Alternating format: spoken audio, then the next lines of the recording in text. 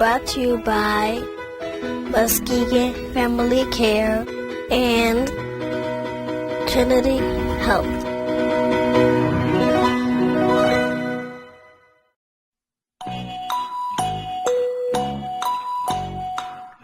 Not in depth, I don't. My father had diabetes. I know that it's a condition of the blood, okay, and I assume it has something to do with the sugar levels in your blood. Isn't that when you have to test your blood levels to know where your sugar is? Not actually. Is it like when your sugar is out of whack and you don't eat the right foods and then high cholesterol or whatever goes with it?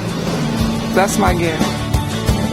The food that we eat breaks down into various substances and sugars as it goes through our stomach and into our gut.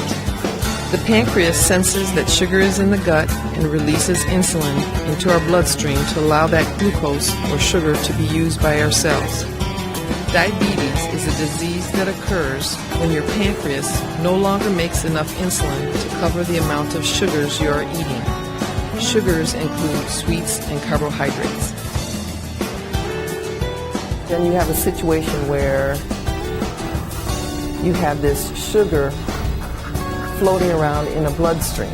We'll say that this is a blood vessel. And then over here you have a cell of your body. All of your body is made up of different cells. So this is a cell. That cell needs that sugar for fuel.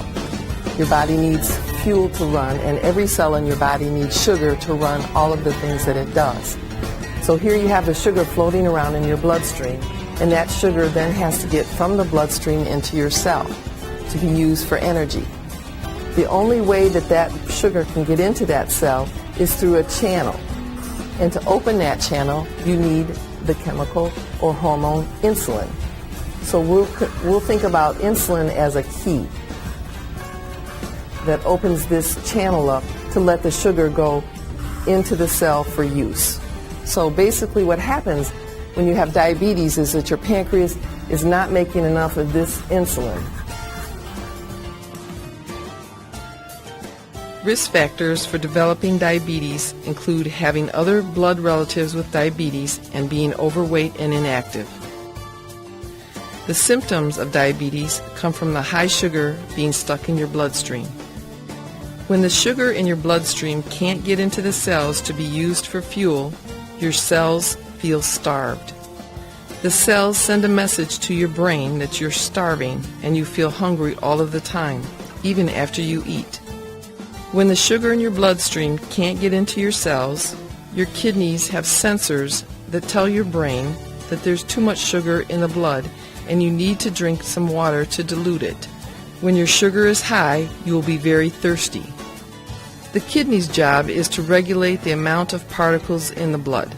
When the sugar gets too high in your bloodstream, the kidneys sense that and pull the sugar out when they're filtering the blood, and this causes you to urinate more than usual.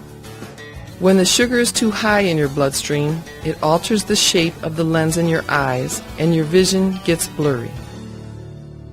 When they came in, they said, we found out what your problem is. I said, what? And she said, you're sweet.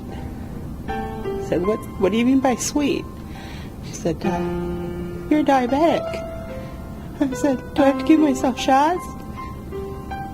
No, I think we can control it with, pills and diet and exercise. And I said, good, because I was going to say, shoot me now. But